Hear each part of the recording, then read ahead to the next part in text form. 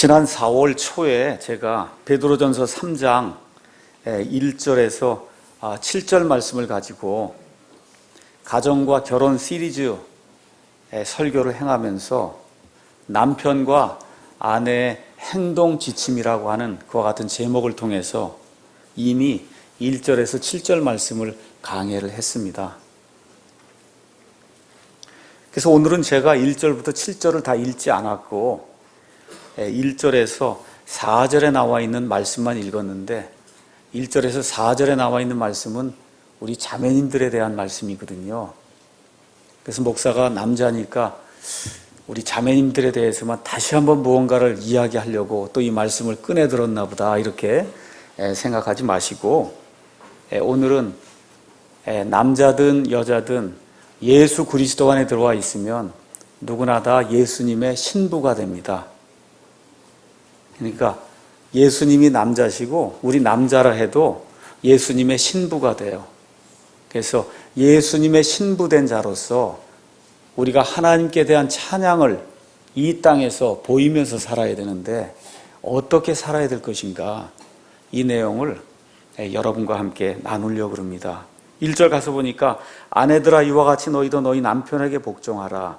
이것은 누가 말씀에 순종하지 아니하여도 그들 또한 말없이 아내의 행실을 통해 얻고자 함이니, 믿지 않는 그런 많은 사람들이 있는데 그 사람들 말로다가 설득해서 예수님을 믿게 하기는 쉽지 않다는 거예요. 그래서 여기 나와 있는 것처럼 말없이 우리 성도들의 행실을 통해서 믿지 않는 사람들을 주님께 인도해야 된다. 하나님 말씀이 우리에게 그렇게 이야기하고 있습니다. 그러면서 2절 가서 보니까 두려움이 동반된 너희의 정숙한 행실을 그들이 눈여겨보느니라. 밖에 있는 불신자들이 하나님을 두려워하는 가운데 정숙하게 단정한 그런 행실을 하게 되는 것, 이것을 눈여겨보고 있다. 지금 성경이 그렇게 이야기하고 있습니다. 그러면서 너희의 단장은, 여기 꼭 너희가 여자만 될 필요가 없어요. 우리 남자도 다 마찬가지입니다. 너희의 단장은 머리를 닦고 금으로 치장하며 옷을 차려입는 그런 외적 단장으로 하지 말고, 단장을 하지 말라는 이야기가 아니라 그 당시 로마 제국에 많은 사치하던 사람들이 행하던 것처럼 과도하게 외적인 무언가를 드러내서 나를 보이려고 하는 이와 같은 일을 하지 말고 오직 마음에 감추어진 사람으로 하되 썩지 아니하는 것, 즉 온유하고 조용한 영의 장식으로 할지니 그것은 하나님의 눈앞에서 지극히 값진 것이니라. 지금 사도 베드로가 우리에게 하나님의 말씀을 이렇게 전달해 주고 있습니다. 그러니까 우리가 단장을 하되 정숙하게 해야 되고, 특히 이 단장을 하기에 앞서서 속사람이 하나님 보시기에 깨끗하고 고상하고 우아해야 된다. 하나님께서 그 말씀을 우리에게 전달해 주고 있습니다. 우리 교회가 급작스럽게 이제 팽창이 되면서 여러 교회에서 또 예수님 믿지 않던 그런 분들이 저희 교회에 나오고 있습니다. 이렇게 하다 보니까 어떻게 옷을 입고 와야 되는가, 교회에서는 어떠한 모습으로 예배를 드려야 되는가, 여기에 대해서 언젠가 한 번은 말씀을 드려야 되겠다, 이런 생각을 하고 있었습니다. 사도행전 20장 19절에서 20절 또 26절에서 27절 가서 보시면 목사의 책무가 무엇인가 사도 바울이 에베소 교회 장로들을 불러서 이야기해 주는 그런 대목이 있습니다. 목사는 어떤 일을 해야 되느냐 하면 성도들에게 유익한 것은 하나도 숨기지 아니하고 다 가르쳐야 된다고 이야기하고 있습니다. 또 무엇라고 이야기하느냐 하면 하나도 회피하지 아니하고 내가 하나님의 모든 계획을 성도들에게 다 알려주었다. 사도 바울이 그렇게 에베소 교회 장로들에게 이야기를 합니다. 그러니까 어떤 사람이 목사가 돼서 이 강단에 섰을 때에는 성도들에게 유익한 것은 하나도 빼지 아니하고 다 가르쳐야 되고, 특히 회피하지 아니하고 성경 기록에 나와 있는 하나님의 모든 계획을 성도들 위해서 알려주어야 된다고 사도 바울이 우리에게 그렇게 이야기하고 있습니다. 그래서 오늘은 그리스도인의 옷차림이라고 하는 그런 제목을 가지고 우리 성도들이 특히 공예배 드릴 때 어떠한 모습으로 이 자리에 나와서 하나님께 예배 드려야 될 것인가 여러분에게 말씀을 드리려고 합니다. 우리 어른들 대부분 다 잘하고 계신데 특히 우리 아이들도 많이 있고 우리 가운데 청년들도 많이 있습니다. 이 자라가는 그런 세대를 위해서 목사가 하나님의 모든 계획을 한 번은 알려줘야 될 그런 필요가 있고 또 오늘같이 아침에 공예배 때 이것을 알려드려야 그래 아이로부터 시작해서 전 성도가 들을 수 있기 때문에 오늘은 어쩔 수 없이 제가 이 그리스도인의 옷차림이라고 하는 이러한 제목을 가지고 여러분에게 말씀을 전하겠습니다.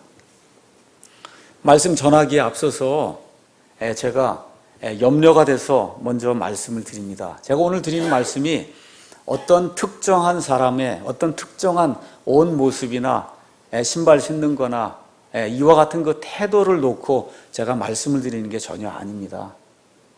제가 오늘 말씀드리는 것은 성경 기록이 하나님의 성도라고 하면 어떠한 모습으로 나와서 하나님께 예배 드려야 되는가 이 내용을 여러분에게 객관적으로 말씀드리려고 하니까 전혀 이렇게 이 말씀 들으실 때 나를 지목해서 이야기하는구나 이렇게 생각하시면 안 되고 하나님께서 무엇 하고 이야기하시는가 이 말씀을 좀 마음판에 내가 새겨야 되겠구나 이렇게 생각을 하시고 그리고 말씀을 들으시면 좋을 것 같습니다. 먼저 공예배를 드릴 때 옷차림의 규례가 있어야 되는가 이 내용을 제가 먼저 말씀을 드리겠습니다. 대부분의 교회는 교인들이 무엇을 입고 오든 무엇을 하고 오든 교회만 오면 된다 이렇게 가르치는 경우가 대단히 많습니다. 교회 오기만 하면 되지 밖에서 무슨 일을 했든 교회에 올 때 어떤 모습을 하든 교회만 오면 된다 이와 같은 논리를 펴는 이와 같은 교회들이 많이 있습니다. 그런데 저와 여러분이 섬기는 성경의 하나님은 그렇게 말씀하지 않습니다. 베드로전서 2장 9절에 가서 보시면 우리 성도는 이 땅에 사는 동안 하나님께 대한 찬양을 널리 전달해야 될 이와 같은 사명을 가지고 있는 그런 사람이에요. 이야기는 무슨 얘기냐 하면 밖에 있는 사람들이 저와 여러분을 보게 되면 저와 여러분을 통해서 하나님이 어떤 분이구나 하는 것을 알아볼 수 있도록 저와 여러분이 말과 행실을 해야 된다. 성경이 그렇게 이야기하고 있는 겁니다. 그런 면에서 성도들의 겉모습도 대단히 중요하다고 성경이 이야기하고 있습니다. 내면만 바르면 된다가 중요하다 이렇게 주장하는 것은 큰 실수라고 성경이 이야기하고 있습니다. 그래서 우리가 기도할 때, 찬양할 때, 또 예배 드릴 때, 또 목사는 설교할 때 이와 같은 모든 영적 생활 이 하는 것이 결국은 내적인 요소와 외적인 요소가 이렇게 결합이 돼서 그래서 하나님께 드려지는 것이다 라는 그런 생각을 가지고 이 모든 영적인 생활을 우리가 해야 되는 겁니다. 그래서 특히 주일에 우리가 공예배를 드릴 때에는 우리의 옷차림 하나하나, 우리의 이 자세 하나, 동작 하나 하는 거 하나하나가 우리 하나님 보실 때 대단히 중요하다. 이런 생각을 가지고 저와 여러분이 주일 아침에 또 주일 오후에 이 공예배에 임해야 됩니다. 옷에 대해서 제가 잠깐 연구한 것을 여러분에게 말씀드리겠습니다. 하나님이 이 세상에 여러 창조물을 많이 만드셨어요. 천사로부터 시작해서 벌레 이르기까지 하나님이 여러 창조물을 많이 만드셨는데 그 모든 창조물 가운데 사람만 옷을 입습니다. 그렇죠? 한번 생각해 보세요. 그렇게 많은 창조물이 있고 심지어 사람보다 힘이 세고 권능이 센 천사도 옷은 신경 쓰지 않아요. 사람만 이 옷에 대해 신경 쓰도록 하나님이 그렇게 만들어줬어요. 그래서 성경을 옷으로 이렇게 옷에 관한 내용으로 가서 살펴보시면 처음에 시작이 옷과 함께 시작이 되고 끝도 옷과 함께 끝납니다. 창세기 시작이 되면서 우리 하나님께서 사람들을 위해서 친히 가죽옷을 만들어주시고 요한계시록 맨 끝날 때 가서 보면 우리 예수님께서 예수님의 신부가 되는 저와 여러분을 위해서 고운 아마포 옷을 주시는 그와 같은 이야기로 성경이 끝이 나게 됩니다. 그러니까 성경을 옷의 관점에서 보면 옷으로 시작해서 옷으로 끝나는구나. 그 내용을 우리가 알 수가 있어요. 심지어 사람이 사는 것도 옷을 입고 옷을 벗고 하는 그와 같은 과정이라고 성경이 우리에게 이야기하고 있습니다. 그 말이 사실인가 아닌가? 성경을 통해서 한번 보겠습니다. 여러분 성경 가지고 고린도후서 5장 1절에서 4절 말씀 한번 같이 보도록 하겠습니다. 고린도후서 5장 1절에서 4절. 제 말이 진짜인가 아닌가 한번 확인해 보세요. 만일 땅에 있는 우리의 이 장막집, 이 몸이 해체되면 하나님의 건물 곧 손으로 지은 집이 아니요 하늘들에 있는 영원한 집이 우리에게 있는 줄 우리가 아느니라. 우리가 이 장막에서 이 몸에서 신음하며 하늘로부터 오는 우리의 집으로 옷 입기를 간절히 원하노니, 우리가 구원받는 것 자체가 하늘로부터 오는 집을 그걸 옷 입는다는 거예요. 3절. 우리가 옷 입고 있으면 벌거벗은 채 드러나지 아니하리라. 예수님을 왜 믿느냐? 옷을 입어야 된다는 거예요. 그래서 하나님 앞에 벌거벗은 채 드러나지 아니하기 위해서 그래서 예수님을 믿는다. 이렇게 기록이 돼 있고 4절 가서 보니까 이 장막에 있는 우리가 짐을 진 채 신음하는 것은 벗고자 함이 아니요 뭐예요? 입고자 함이니 이것은 죽을 것이 생명에게 삼켜지게 하려 함이니라. 그래서 예수님을 믿고 구원받는 것 자체가 벗고자 함이 아니라 입고자 함이다. 하나님 앞에서 벌거벗은 채로 드러나고자 함이 아니라 하늘로부터 오는 집으로 옷 입기 위해서 저와 여러분이 구원받는 거다. 성경이 그렇게 이야기하고 있습니다. 옷은 사람들의 눈을 속이는 그런 수단이 되기도 하고 무언가를 과시하기 위한 그런 수단이 되기도 합니다. 그래서 많은 경우에 옷이 사람을 속여요. 그렇기 때문에 많은 사람들이 유명한 사람들의 그 패션 브랜드를 사서 자기를 치장하려고 그래요. 왜 그래요? 내가 아닌 남으로 보이기 위해서 그와 같은 일들을 하는 것, 저와 여러분이 누구라도 다 알 겁니다. 짝퉁이 왜 생기냐? 돈은 없지만 그래도 유명 브랜드를 입었다고 해야 내 모습이 사람에게 이렇게 옳게 좋게 보일 수 있기 때문에, 그래서 많은 사람들이 옷을 가지고 자기를 치장하고 과장을 합니다. 사람은 대화를 하며 살아가는 그와 같은 창조물이에요. 대화는 말로만 하는 것이 아니라 사실은 저와 여러분의 외적인 모습, 특히 옷이라든지 신발이라든지 모자라든지 저와 여러분이 하고 있는 그와 같은 모습을 통해서 사실 대부분의 대화가 이루어지고 있습니다.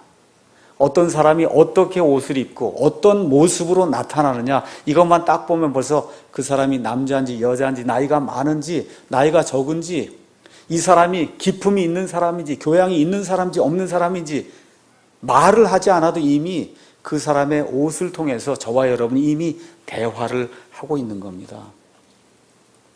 책은 겉장으로 판단해 볼 수가 없어요.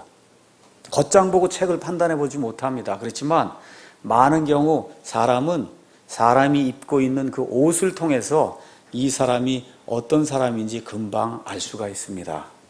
사무엘기 16장 가서 보시면 사무엘이 하나님의 명령을 받고 다윗을 왕으로 기름 부어 이스라엘의 왕을 삼는 그와 같은 대목이 있습니다. 다윗에게 형이 여럿이 있었습니다. 사무엘이 다윗의 아버지 이새의 집에 갔을 때 그의 큰아들 엘리압이 나오는데 키가 굉장히 크고 멋있게 생겼어요. 사무엘이 마음속으로 야, 정말 이 사람이야말로 하나님이 선택한 그런 사람이구나. 그래서 하나님이 곧바로 사무엘아, 내가 이미 엘리압을 버렸다. 나 여호와 하나님은 사람이 보는 것과 같이 보지 않는다. 사람은 겉모습을 보지만 하나님은 속중심 마음을 본다. 그렇게 이야기합니다. 그래서 많은 분들이 이걸 오용해서 겉이 아니라 속만 중요하다 이렇게 이야기하는데, 오늘은 그걸 반대로 생각하셔야 돼요. 사람은 겉모습을 본다는 거예요. 그러니까 저와 여러분이 예수 그리스도의 성도라고 이야기할 때 다른 불신자들은 먼저 저 사람의 겉모습을 본다 그 얘기입니다. 하나님을 믿는 저 사람은 그 속에 있는 하나님을 가지고 어떻게 자기를 표출해서 세상에 내보이는가. 그 하나님이 거룩하게, 그 성도가 거룩하게 보이고 깨끗하게 보이고 말을 정직하게 하고 행실을 정직하게 하면, 그러면 야, 정말 예수 믿는 사람이 다르구나. 그 겉모습을 보고 사람은 사람을 판단한다고 성경이 우리에게 이야기하고 있습니다. 또한 옷에는 위력이 있어요. 8톤, 16톤 덤프 트럭이 잘못을 했다고 생각해 보세요. 교통신호를 위반했습니다. 저와 여러분이 이런 옷을 입고 가서 그 운전기사에게 잘못했습니다 하고 얘기하면 말 듣지 않습니다. 그런데 조그만 사람이라도 교통경찰관 제복을 딱 입고 가서 당신 법을 어겼다고 하면 꼼짝없이 말을 듣거든요. 왜 그래요? 옷에 위력이 들어있어요. 권세가 들어있는 겁니다. 그렇기 때문에 저와 여러분이 회사에 취직을 하러 간 다음에 인터뷰하러 갈 때 어떻게 해요? 옷에 위력이 있기 때문에 저와 여러분이 깨끗하게, 아름답게, 고상하게 그렇게 옷을 입고 가는 겁니다. 우리 교회도 군인 하시는 그와 같은 형제님이 있습니다. 군인 제복을 입었을 때는 내가 이러한 제복을 입고 이런 일을 하면 안 되겠다 이런 생각이 있기 때문에 감히 악한 일을 하지 못해요. 근데 집에 와서 민간인의 옷을 입게 되면 그러면 해이해지게 되고, 그래서 내가 이제는 더 이상 군인이 아니구나 생각을 하고, 그리고 세상 사람들이 하는 그와 같은 악한 일을 할 수 있는 그와 같은 기회가 군복을 벗어버리면 생기게 되는 거예요. 그러니까 옷이라는 게 아무것도 아닌 게 사실은 아니라 옷이 대단히 중요하다는 겁니다. 그래서 저와 여러분이 분위기에 따라서 다른 옷을 입고 여러 가지 장소에 갑니다. 예배 드릴 때 입는 옷이 있어야 되고, 영화관 갈 때 입는 옷이 있고, 직장 갈 때 입는 옷이 있고, 운동할 때 입는 옷이 있어요. 그러니까 옷이 우리 인간에게는 대단히 중요한 겁니다. 그래서 우리가 가장 중요한 거 3가지를 의식주라고 이야기하는 거예요. 의가 뭐예요? 입는 옷 얘기하는 거예요. 입는 것, 먹는 것, 그 다음에 잠자는 것. 이 3가지가 인간에게 가장 중요한데 그 중에 가장 중요한 게 옷이기 때문에 의가 가장 먼저 나오는 겁니다. 그래서 오늘 하나님의 백성과 하나님의 백성이 드린 그 예배와 그 다음에 옷차림이 또 무슨 상관이 있는가 여러분에게 잠시 말씀을 드리겠습니다. 저와 여러분은 이 세상 속에서 살아가지만 사실 세상에 속한 자들이 아니라 하나님께 속한 하나님의 백성이다. 성경이 그렇게 이야기를 하고 있습니다. 그래서 우리 하나님의 백성은 세상에서 하나님의 부르심을 받아 거룩하신 하나님과 동행하는 그와 같은 사람이라고 성경이 우리에게 이야기하고 있습니다. 우리 구원받은 모든 사람, 구약 성경부터 시작해서 신약 성경까지 성경을 한번 가서 가만히 읽어보세요. 우리 창세기 6장에 가서 보시면 그 당시에 사람이 그렇게 많이 살았음에도 불구하고 하나님께서 노아와 그의 가족 8명만을 그 세상에서 구출해내세요. 많은 사람들이 포로로 바벨론 땅에 잡혀갔지만 하나님께서 다니엘과 그의 친구들 그 3사람을 존귀하게 여기고, 그리고 그들을 분리해서 하나님의 일을 할 수 있는 그와 같은 사람들로 만들어 주십니다. 히브리서 11장에 가서 보시면 아벨로부터 시작해서 구약 성경에 많은 믿음의 위인들이 나옵니다. 이 사람들의 특징이 뭐냐? 한마디로 이 세상에 살았지만 이 세상의 동화가 되지 않고 하나님이 기뻐하시는 그러한 거룩한 삶을 살아간 그런 사람들을 성경은 믿음의 사람들이다, 성도다, 그렇게 이야기하고 있는 겁니다. 우린 지금 예수 그리스도의 교회에 속한 사람들이다, 그렇게 이야기해요. 교회, 에클레시아라고 하는 말은 세상에 사는 그런 사람들 가운데서 하나님의 부르심을 받은 자가 교회라고 성경이 우리에게 이야기하고 있습니다. 그래서 로마서 12장 2절 가서 보니까 사도 바울이 무엇라고 말씀하고 있느냐? 제가 읽어보겠습니다. 너희는 이 세상에 동화되지 말고 오직 너희 생각을 새롭게 함으로 변화를 받아 하나님의 그 선하시고 받으실 만하며 완전하신 뜻이 무엇인지 입증하도록 해라. 다시 한번 보세요. 이 세상에 동화가 되면 안 된다는 거예요. 우리 생각을 새롭게 해서 하나님이 기뻐하시는 것이 무엇인가 늘 생각하며 사는 사람이 하나님의 백성이요, 그리스도인이요, 세상과 구별된 성도라고 성경이 이야기하고 있기 때문에 저와 여러분이 세상 사람들이 하는 것과는 달리 말도 해야 되고 옷도 입어야 되고 또 행동도 해야 된다. 성경이 그렇게 이야기하고 있는 겁니다. 저와 여러분이 이 땅에 살면서 구원받은 이후에 갖고 있는 아주 가장 큰 특권이 뭐냐 하면 하나님께 예배를 드릴 수 있다는 거예요. 예배라고 하는 것이 이 땅에서만 진행되는 것이 아니라 저와 여러분이 천국에 가서도 평생토록 영원 무궁토록 해야 될 일이 하나님을 찬양하는 예배를 드리는 거예요. 그러니까 이 땅에서 올바르게 예배를 드리는 그와 같은 관습을 가지고 태도를 가져야 되는 겁니다. 그 예배는 뭐냐? 가장 존귀하신 대상인 그 하나님을 가장 존귀한 분으로 여기며 가장 존귀한 방법으로 섬기는 게 예배예요. 저와 여러분이 구원자로 섬기는 그 예수님이 여러분 가장 존귀한 분이라고 생각이 되십니까? 그 가장 존귀한 분을 우리가 가지고 있는 최선의 것을 가지고 가장 존귀하게 섬기는 게 그게 예배예요. 그 예배가 공적인 예배가 될 수도 있고 저와 여러분이 일주일 동안 밖에 나가서 살면서 사적으로 예배드리는 그런 모든 것들이 가장 존귀하신 예수님을 가장 존귀한 방법으로 가장 존귀하게 섬기는 것, 이게 예배다. 그렇기 때문에 우리 공예배에서 우리는 주님을 공경하는 것과 같은 태도와 그 다음에 옷차림과 그 다음에 목소리와 자세를 가지고 이 시간에 예배를 드릴 때 우리만 같이 예배 드리는 것이 아니라 하늘에 있는 천군 천사들이 이 시간에 우리와 함께 가장 존귀하신 하나님께 같이 예배를 드리는 거다. 이렇게 여러분이 생각을 하시고 이 자리에 오셔야 되는 겁니다. 그래서 우리의 예배를 통해서 천군 천사들과 함께 우리가 하나님의 위엄과 하나님의 권능과 하나님의 거룩하심과 하나님의 공의와 사랑을 이 시간에 널리 선포를 해야 된다. 성경이 그렇게 이야기하고 있는 겁니다. 그러니까 아침에 예배를 드릴 때 찬송하고 기도하고 말씀 낭독하고 앉아서 있는 거 하나하나, 그 자세 하나하나가 하나님 앞에 대단히 중요한 거다. 이렇게 생각을 하시고 예배를 드릴 때 저와 여러분이 드린 그 예배가 하나님을 기쁘게 할 수 있는 그와 같은 예배가 될 수 있는 겁니다. 그래서 세상에 사는 동안에 찌들은 그와 같은 삶을 살 수도 있고 낙심한 그런 삶을 살 수도 있지만 오전 11시에 여기 와서 같이 예배를 드릴 때 혼자 있을 때 느끼지 못하는 그와 같은 감흥과 감동이 이 공예배를 드릴 때 우리의 찬송과 기도를 통해서 말씀 선포를 통해서 이런 세상에 찌든 모든 일들이 사라지게 되고 다시 힘을 얻는 그와 같은 일이 이 예배를 통해 나타나는 거예요. 여러분 그와 같은 기대를 가지고 이 자리에 나오십니까?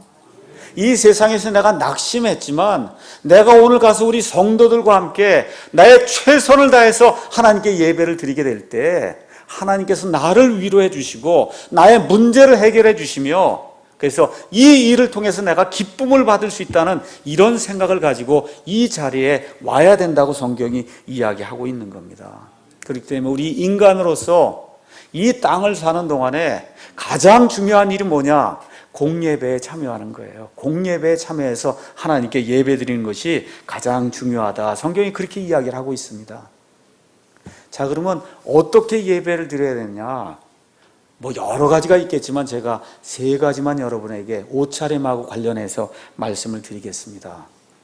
시편 29편 1절에서 2절 가서 보니까 다윗이 이와 같은 시편을 썼습니다. 오 강력한 자들아, 너희는 영광과 능력을 주께 드리고 주께 드릴지어다.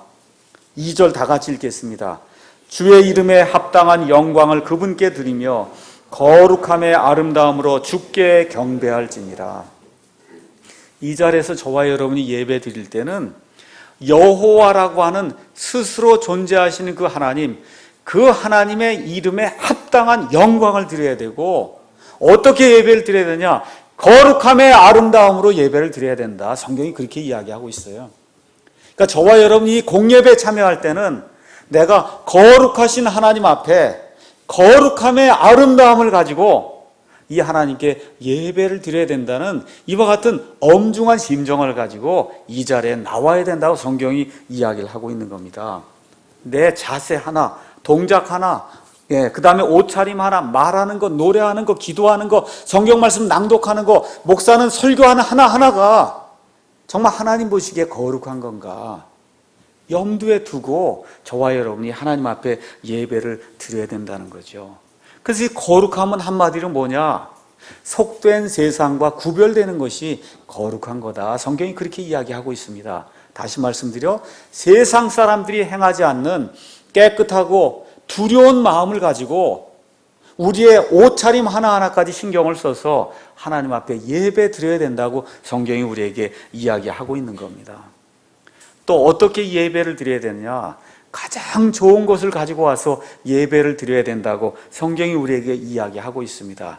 말라기 1장 6절에서 7절, 12절에서 13절 가서 보시면 하나님이 말라기를 통해서 하나님께 잘못 예배드리고 있는 이스라엘 백성들과 제사장들을 책망하는 그런 내용이 그 안에 기록이 되어 있습니다. 너희가 내게 헌물을 바칠 때 다리 절고 병들고 쓸 수 없는 그와 같은 예물을 가지고 와서 내게 헌물을 드리는데 너희가 그와 같은 헌물을 한번 너희 총독에게 한번 드려봐라. 그 총독이 그 헌물을 받겠느냐? 너희가 하나님께 예배 드린 것은 이와 같은 식으로 하나님을 멸시하는 방법으로 예배를 드리면 내가 그 예배를 결코 받을 수 없다. 하나님이 그렇게 말씀하세요. 그러니까 저와 여러분이 예배 드릴 때 내 최선을 다해서 하나님께 예배를 드려야 되겠다. 그와 같은 자세로 이 자리에 나와야 된다고 성경이 우리에게 이야기하고 있는 겁니다. 셋째 자세는 뭐냐? 희생의 자세를 가지고 이 자리에 나와서 예배를 드려야 된다는 겁니다. 마가복음 12장 41절에서 44절 가서 보시면 우리 예수님께서 성전 보고에서 헌금함에 헌금을 하는 그런 여러 사람들의 모습을 보시고 판단하시는 그런 내용이 나와 있습니다. 많은 부유한 사람들이 와서 헌물을 드렸지만 우리 예수님께서 무엇라고 말씀하시냐면 어떤 과부가 이 렙돈이라고 하는 얼마 안 되는 그런 돈을 드렸지만 내가 너희에게 말하는데 그 모든 부유한 사람들이 많이 드린 그것보다 이 여인이 얼마 드리지 않은 이 두 렙돈, 이 렙돈이 그들 모든 사람이 드린 모든 헌금보다 더 많은 거다. 왜 그러냐? 이 여자는 이 렙돈이 곧 이 여자의 생활비 전부인데 이 생활비 전부를 희생하며 하나님의 헌금함에 헌금을 드렸다고 예수님이 말씀해 주시는 거예요. 그러니까 우리가 예배를 드릴 때 거룩하게 예배를 드려야 되고 최선의 것을 가지고 예배를 드려야 되고 희생하는 그런 자세를 가지고 예배를 드려야 된다. 성경이 우리에게 그렇게 이야기하고 있는 겁니다. 그래서 구약시대와 신약시대 이 예배의 그 차이를 한번 가서 보시면 구약시대에는 사람이 희생물을 가지고 와서 예배를 드렸는데 신약시대는 저와 여러분 자신이 이 자리에 앉아서 하나님께 올리는 희생물이에요. 저와 여러분이 희생물입니다. 그래서 저와 여러분이 입술의 찬양을 가지고 하나님께 희생물을 드리는 그와 같은 제사장이 되었다고 성경이 우리에게 이야기하고 있습니다. 그래서 우리 성도들 자체가 희생물이요, 성도들 자체가 하나님이 영이고 하시는 성전이요, 성도들 자체가 이와 같은 희생물을 하나님께 올려드리는 제사장이 되었기 때문에 구약시대보다 더 엄중하게 우리가 예배드리는 그런 자세를 가져야 된다고 성경이 우리에게 이야기하고 있는 겁니다. 초대교회 성도들은 예배를 드릴 때 그 예배 드리는 그 시간에 예수님이 그 자리에 우리와 함께 계신다는 기대감을 가지고 예배를 드렸습니다. 여러분 오늘 아침에 예배 드리러 오실 때, 오늘 여기 가서 예배 드릴 때 나의 구원자 예수님이 이 예배 시간에 우리와 함께 계실 거다라는 그런 기대감 가지고 이 자리에 오셨습니까? 두세 사람이 내 이름으로 모인 곳에 나도 거기에 그들과 함께 있다고 하는 이 기대감을 가지고 저와 여러분이 이 자리에 오셔야 되는 겁니다. 그러니까 토요일 날도 저녁 때 일찍 잠자야 되고, 과거에 우리 어머니들이 어떻게 했어요?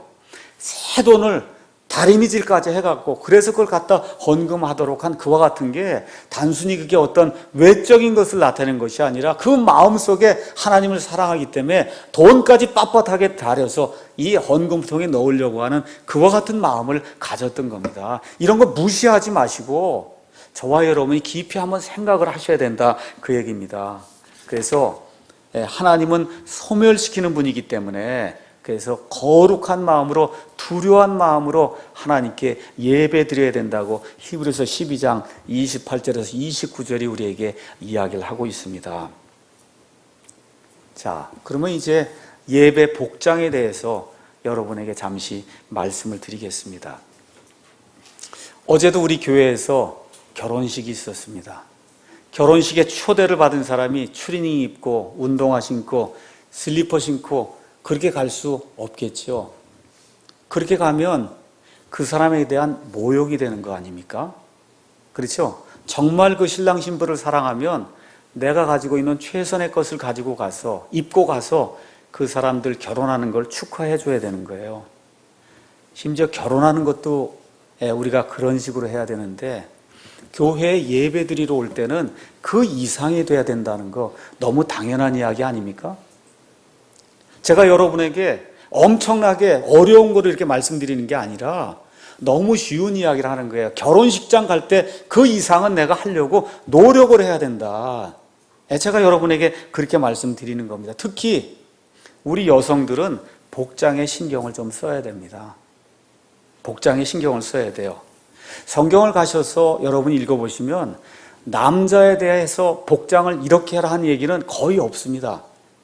그런데 성경 가서 보시면 우리 자매님들은 복장을 이렇게 해야 된다고 여러 차례 성경이 이야기를 하고 있습니다.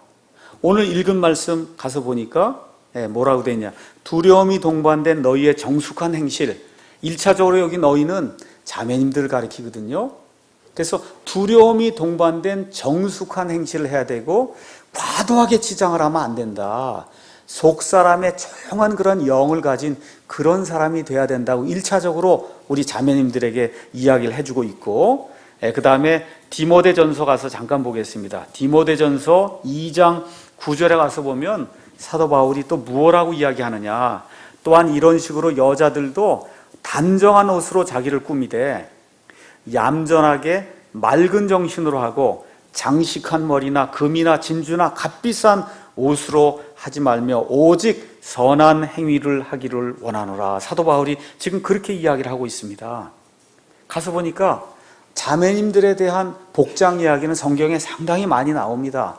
남자들에 대한 이야기는 거의 안 나와요. 왜 그러느냐? 하나님이 남자와 여자를 달리 만들었기 때문에 그렇습니다. 남자는 보는 것에 약하고 여자는 듣는 것에 약한 그런 존재로 하나님이 만들어 주셨어요. 그래서 여자 자매님들이 복장을 제대로 안 입고 남자가 음욕을 품을 수 있는 그와 같은 복장을 하고 나오면 우리 남자 형제들에게 실족거리를 주기 때문에, 또 믿지 않는 불신자들에게도 실족거리를 줄 수 있기 때문에 성경이 이 자매님들에 대해서 복장 이야기를 많이 하고 있는 겁니다. 어떤 벌거벗은 사람 이런 사진이 있다. 남자들은 거기에 금방 유혹이 될 가능성이 굉장히 큽니다. 자매님들은 별로 그렇게 거기에 유혹이 되지 않는다고 통계가 우리에게 이야기해주고 있거든요.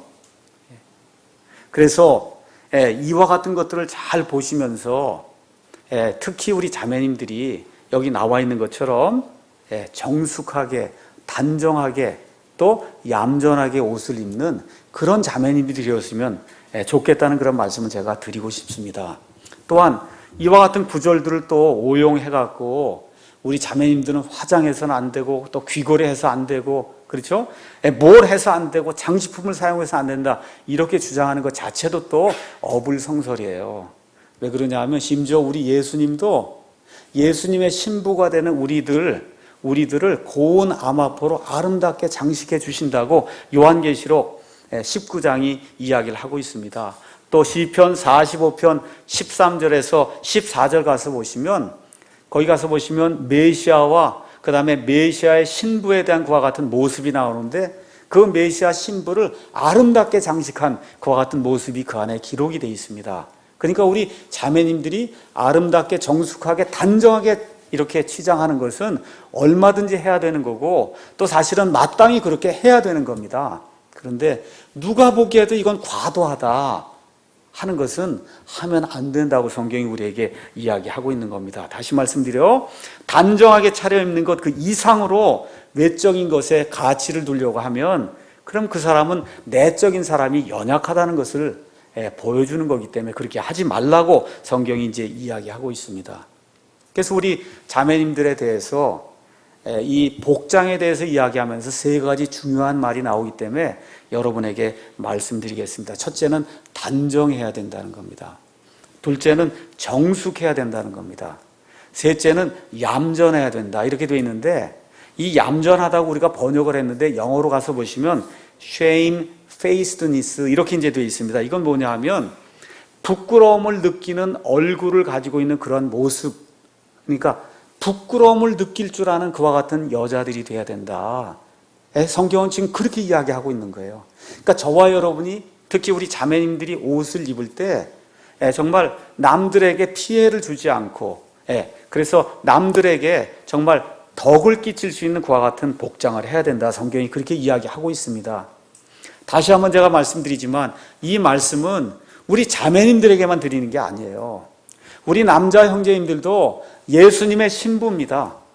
젊은 사람이든 나이가 많은 사람이든 예수님의 신부이기 때문에 그 예수님의 신부에 합당하게 단정하게 정숙하게 그리고 부끄러움을 느낄 수 있는 그런 모습으로 우리 모두가 단장을 하고 하나님께 나와 예배를 드려야 된다고 성경이 우리에게 이야기하고 있습니다. 자, 그러면 우리 남자들은 그러면 복장 입는 게 간단하다고 볼 수 있어요. 그냥 저처럼 단순하게 이렇게 진사복을 입고 뭐 가능하면 타이를 매고 양복 입고 오면 구두 신고 그러면 남자들은 끝나는 거예요. 뭐 더 이상 뭐 할 게 없는 겁니다. 그러니까 사실 복장 이야기가 나올 때도 남자들에 대한 복장은 간단한 거예요. 근데 우리 자매님들에 대한 복장이 이게 조금 좀 복잡하거든요. 그래서 우리 자매님들은 그럼 어떤 옷을 입어야 단정하고 또 정숙하고 그 다음에 얌전한 것인가 성경대로 제가 여러분에게 말씀을 드리겠습니다. 자매님들 옷 이야기가 나오면 성경대로 믿는다고 하는 보통 근본주의 침례교 이쪽 교회에서 늘 애용하는 구절이 신명기 22장 5절입니다. 잠깐 가서 보겠습니다. 신명기 22장 5절 말씀 누구나 다 이걸 들고 설명을 하려고 그럽니다. 신명기 22장 5절 거기 가서 보니까 뭐라고 되어 있냐면 여자는 남자에게 속한 것을 입지 말고 남자는 여자의 의복을 입지 말라. 그렇게 하는 모든 자들은 주 내 하나님께 가증한 자니라. 이 성경 구절을 읽고는 여자는 반드시 치마를 입어야 되고 치마를 입지 않은 그 여자는 하나님께 가증한 자다. 이렇게 주장하는 목사님들이 대단히 많습니다. 저는 이 말씀에 동의하지 않습니다. 자, 그 밑에 한번 가서 읽어보시죠. 10절 가서 읽어보겠습니다. 너는 소와 나귀를 함께 써서 밭을 갈지 말지니라. 섞으면 안 된다는 얘기예요. 11절 너는 양털과 아마로 섞어 짠 것 같이 여러 가지를 섞어 짠 옷을 입지 말지니라. 뭐예요? 혼방 입으면 안 된다는 거예요. 그렇잖아요. 지금 그 다음에 너는 너를 위해 내 몸을 덮는 데 쓰는 내 의복에 내 귀에 술을 만들지니라. 그러니까 이스라엘 백성은 옷을 만들어도 내 귀에 술을 만들어서 이 세상 다른 사람들이 입는 것과 다른 식의 옷을 입어야 됐다 그 얘기입니다. 그리고 여기 신명기에 나와 있는 율법의 말씀은 무엇이냐 하면 하나님이 섞어서 뭐 하는 걸 하지 말라고 지금 이야기하는 내용이지, 여자는 반드시 치마를 입어야 되고 치마를 안 입으면 그 여자가 하나님 앞에 가증한 존재다 그렇게 이야기하는 것은 성경적으로 옳지 않다고 저는 그렇게 생각을 합니다. 자, 그러면 어떻게 입는 것이 우리 자매님들에게 단정하고 또 정숙하고 얌전한 것인가 성경 말씀을 가서 제가 보여드리도록 하겠습니다. 이런 문제가 나오면 항상 처음에 이 일이 생긴 것을 가만히 살펴보셔야 돼요. 옷 이야기가 처음 어디에 나옵니까? 창세기에 나오죠. 그렇죠? 처음에 아담과 이브는 벌거벗고 있었어요. 벌거벗어서도 아무 문제가 없었습니다. 그렇죠? 그런데 죄를 짓자마자 곧바로 드러난 게 뭐예요? 아이고, 이거 벌거벗었구나. 그렇죠? 내가 벌거벗었구나 하고 부끄러움을 알게 되면서 어떻게 했어요? 무화과 나무로 이 앞만 가리는 에이프론을 만들어서 자기들의 수치를 숨기려고 하는 그와 같은 일이 성경에 기록이 되어 있으니까 인간이 옷을 만들어서 무언가 수치를 가리려고 하는 그런 일이 그 안에 기록이 되어 있습니다. 그렇죠? 그런데 하나님이 보실 때는 그게 벌거벗었다는 거예요. 하나님 볼 때 너 이거 왜 벌거벗었냐 그 얘기를 하는 겁니다. 인간은 무언가를 가렸다고 생각하는데 아니다, 내가 벌거벗었다 해서 하나님이 이들을 내쫓으시면서 가죽옷을 만들어 주셨다. 성경이 그렇게 이야기하는데 우린 단순하게 가죽 옷이라고 되어 있는데 영어를 가서 보시면 코트를 만들어 주셔요. 코트. 알겠죠? 가죽 코트를 만들어 주셔요. 코트면 어느 정도 길어야 된다. 이해하시겠죠? 그러니까 하나님 보시기에 이 앞만 가리는 그런 스타일, 그건 벌거벗은 거고, 하나님 뭐라고 말씀하세요? 코트 어느 정도 길게 내려와야 내가 볼 때 너희가 벌거벗지 않은 자다. 하나님이 그렇게 이야기하십니다.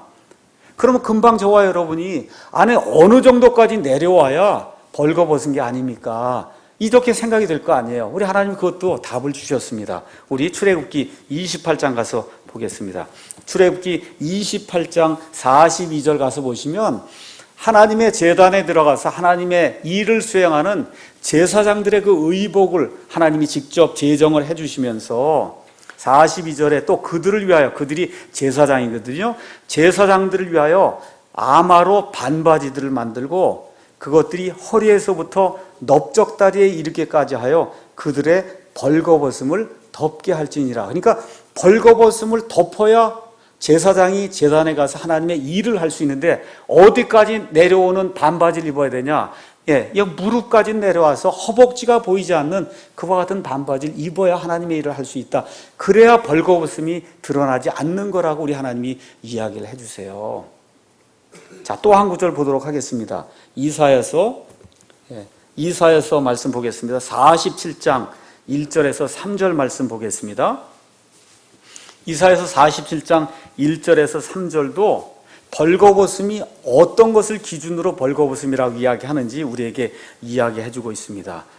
오 바빌론의 처녀 따라 내려와서 티끌에 앉으라. 오 갈대아 사람들의 따라 왕좌가 없으니 땅에 앉으라. 내가 다시는 부드럽고 우아하다고 불리지 아니하리라. 지금 바빌론 민족이 이스라엘을 침공해서 이스라엘을 포로로 끌고 가지만 결국은 수치를 당한다는 그 이야기를 하나님이 말씀하시면서 맷돌을 가져다가 곡식을 갈며 내 머리단을 드러내고, 보세요, 다리를 드러내며 넓적다리를 드러내고 강들을 건너라. 넓적다리를 드러내고 강들을 건너면 3절에 내 벌거벗은 것이 드러나게 된다는 거예요.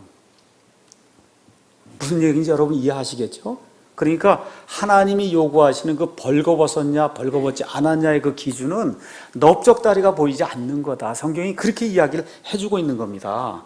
그래서 성경적으로는 여자의 넓적다리가 보이는 것, 그건 하나님이 벌거벗은 것으로 간주한다는 거예요. 여자뿐만 아니라 남자도 마찬가지입니다. 우리 제사장들은 다 남자였기 때문에. 그래서 우리 자매님들에게 부탁드리는 것은 무릎 이하로 내려가는 그런 옷을 입으라고 성경이 우리에게 이야기하니까 예배 드리러 올 때는 가능한 한 무릎 밑으로 내려가는 그와 같은 옷을 입는 것이 중요하다고 제가 여러분에게 말씀드리겠습니다.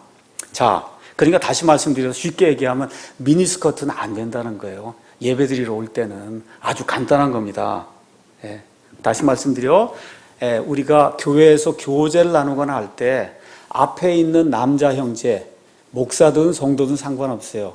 이 남자 형제의 음욕을 일으킬 수 있는 그와 같은 복장을 하고 나오는 것은, 그것은 나는 괜찮을지 몰라도 다른 사람을 실족하게 해서 죄에 빠지게 만드는 그와 같은 원인이 될 수 있으니까 우리가 그런 일을 해서는 안 된다. 성경이 그렇게 이야기하는 겁니다. 우리 예수님의 표현에 따르면 실족하게 하는 일이 생기지 않을 수는 없으나 실족하게 하는 그 일을 이루는 그 사람에게는 화가 있을지어다. 우리 예수님이 그렇게 말씀하시거든요. 그러니까 내가 입고 있는 옷, 특히 남자는 눈에 약하다고 제가 말씀드렸잖아요. 그렇기 때문에 남자들의 눈에 이 음욕을 일으킬 수 있는 그와 같은 옷, 복장은 우리 자매님들이 삼가야 된다. 자, 그러면 그 다음에 나오는 것이 뭐냐? 그럼 꼭 자매님들은 치마를 입어야 됩니까? 치마를. 자, 이 문제에 대한 답도 제가 성경을 통해서 여러분에게 잠깐 말씀을 드리겠습니다. 이런 문제는 하나님이 우리의 본성을 통해서 해결할 수 있도록 성경 말씀을 우리에게 주셨습니다. 우리 고린도전서 11장에 있는 말씀 잠깐 보도록 하겠습니다.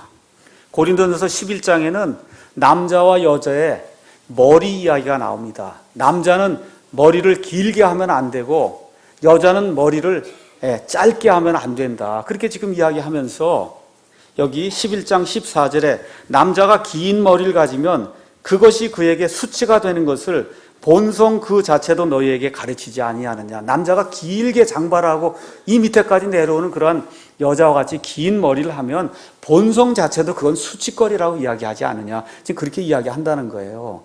그러니까 남자가 어느 정도 길어야 되고 여자는 어느 정도 짧아야 되고 여자는 얼마 정도 길어야 되느냐. 그 기준은 남자와 여자를 구분할 수 있을 정도면 된다는 거예요. 우리의 본성을 통해서 보니까 저건 여자에게 합당하고 이렇게 느껴지는 그와 같은 감이 있다는 거거든요. 이거에 따라 행하면 그러면 아무 문제가 없다. 지금 그렇게 이야기하는 겁니다. 다시 말씀드려서 여자가 치마를 입어야 되느냐 아니면 바지를 입어도 되느냐 이런 문제도 역시 우리의 본성을 통해서 알 수 있다는 거예요. 저와 여러분이 외국에 나가서도 화장실을 갈 겁니다. 아프리카를 가든 유럽을 가든 미국을 가든 화장실 가면 남자 화장실이 있고 여자 화장실이 있잖아요. 가서 보시면 어느 나라든 영어면 man, 여자면 woman 이렇게 적혀 있는데 우리 할머니나 누가 영어를 못 읽어도 이게 여자 화장실이니 남자 화장실이 알 수 있죠. 어떻게 알 수 있어요? 남자 화장실은 바지로 돼 있고 여자 화장실은 치마로 돼 있단 말이에요. 이건 전 세계 공통이에요.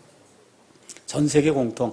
어딜 가도. 왜 그래? 우리 본성 속에 남자는 바지, 여자는 치마라는 게 이미 들어있는 겁니다. 그렇기 때문에 가급적이면 우리의 몸을 가릴 수 있는 그와 같은 치마를 무릎 밑에까지 올 수 있는 그런 치마를 입는 것이 합당하다. 제가 여러분에게 그렇게 말씀드릴 수 있습니다. 그러니까 무릎 밑에까지 오면 되니까 저 밑에 땅에까지 질질 끌리는 그런 치마까지 할 필요는 없어요. 성경이 얘기하는 벌거벗음은 허벅지를 가리면 되는 겁니다. 그래서 같이 서로 앉아서 대화를 나눌 때 남자의 음욕을 일으키지 않는 그런 수준의 치마든지 바지든지 입으면 된다. 이렇게 이제 말씀을 드릴 수 있고, 바지를 입으면 된다 하니까 제가 또 여러분에게 경고의 말씀을 드릴게요. 바지를 입는데 여자의 모습이 그대로 드러나는 꽉 끼는 그런 바지를 입으면 그것이 또 남자의 음욕을 불러일으키기 때문에 점잖게 바지를 입어야 된다. 여러분에게 그렇게 말씀을 드리겠습니다. 그래서 여자의 그 얌전함이라고 하는 것은 여자의 그 신체 형태를 드러내지 않는 그와 같은 수준의 것이 돼야 된다. 다시 말씀드려, 여자는 몸의 형체를 드러내지 않는 그러한 적당한 수준의 치마든지 바지든지 입는 것이 공예배 드릴 때 나오는 그런 바른 자세라고 제가 여러분에게 말씀드리겠습니다. 또 단정하다고 하는 말은 적당하다는 이야기예요. 적당하다. 그렇기 때문에 여자 자매님이라 해도 운동할 때, 등산 갈 때, 카누 타러 갈 때는 어떻게 해야 돼요? 바지를 입어야 되는 거예요. 배가 뒤집어지면 어떻게 그 수치가 다 드러나지 않습니까? 그렇잖아요. 등산 갔다가 넘어지면 다 수치가 드러나지 않습니까? 그렇기 때문에 단정하게 입어야 된다는 얘기는 적절하게 입어야 된다. 그 얘기예요. 적절하게 입어야 된다. 자, 그러면 치마면 다 되냐? 치마면 다 되냐? 치마도 몸에 꽉 달라붙게 입으면 그러면 바지 잘 입는 것보다 훨씬 못해요. 여러분 이해하시겠죠? 단정하게 아름답게 얌전하게 입는 것이 중요하다. 그 얘기입니다.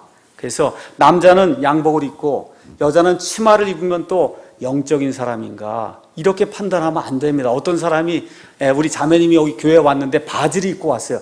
야, 이건 영적으로 틀린 사람이구나. 이렇게 판단하면 안 된다는 거예요. 어떤 아이가 왔는데 17 왔는데 넥타이를 탁 하고 오니까 이거 구원받은 사람이구나. 이렇게 하면 안 된다는 겁니다. 어떤 사람의 영적인 상태는 옷에 의해서 결정되지 않아요. 다만 우리 마음속에 있는 것이 겉으로 표현되기 때문에 많은 경우에 저와 여러분이 단정하게 그렇게 입는 것이 중요하다고 제가 말씀을 드리는 겁니다. 결론의 말씀 드리겠습니다. 우리가 이 땅에서 사랑 침례교회라고 하는 지역교회를 형성하고 지금 교회를 하고 있습니다. 그래서 우리 교회에는 옷차림에 대한 그런 기준이 있어요. 공예배에서 남자는 정장을 입으셔야 됩니다. 그게 기준인데 이렇게 여름이 되고 우리나라 같이 이 에너지가 문제가 되는 이러한 상황 속에서 저와 여러분이 할 수 있는 일은 정장 여름에는 피해도 된다고 제가 말씀을 드렸습니다. 다만 셔츠를 입을 때 꼭 컬러가 있는 그런 셔츠와 구두를 신고 바지를 입고 그리고 나와서 하나님께 예배를 드리도록 그렇게 하면 좋겠습니다. 아까 예배를 드릴 때 희생해야 된다 그랬죠? 희생. 그러니까 이렇게 정장을 하고 오는 것 자체가 하나님께 큰 희생을 하는 거예요. 더울 때도 내가 이걸 참고 예배를 드린다는 게 큰 희생을 하는 겁니다. 그래서 그 희생을 하기 원하시는 분은 그렇게 하시고, 내가 조금 좀 편안하게 와야 되겠다 하신 분도 그렇게 하고 오셔도 저희 교회에서 여름에는 그것을 허용을 한다. 우리 자매님은 무릎 이하의 치마나 그 다음에 바지를 입어도 상관이 없습니다. 다만 음욕을 일으키는 그와 같은 형태의 것을 입으면 안 된다고 제가 말씀을 드리겠습니다. 자, 마지막으로 우리 교회 예배를 드릴 때 예배 행사를 맡으신 분이 있어요. 앞에서 찬송을 하든지 특송을 하든지 아니면 말씀을 낭독하든지 하여튼 무언가 예배를 드리신 예배에 참여해서 이렇게 섬겨주시는 그런 분들은 반드시 정장을 하셔야 됩니다. 남자는 정장을 하시고 우리 자매님들이 앞에 나와서 무언가를 할 때는 반드시 치마를 입으셔야 됩니다. 그 정도의 희생이 있어야 하나님께 예배를 드릴 수 있지 않아요? 그래서 그런 생각을 가지시고 이 그리스도의 옷차림이라고 하는 게 이게 사실 상당히 민감하지만 대단히 중요한 문제다. 이렇게 생각을 하시고 예배 드리면 좋을 것 같습니다. 여기 나와 있는 말씀, 베드로전서에 나와 있는 말씀 한 번만 다시 제가 읽어드리고 그리고 말씀을 마치도록 하겠습니다. 여기 가서 보니까 두려움이 동반된 너희의 정숙한 행실을 그들이 눈여겨보느니라. 믿지 않는 자들이 저와 여러분이 정숙하게 행하는 것을 눈여겨본다는 겁니다.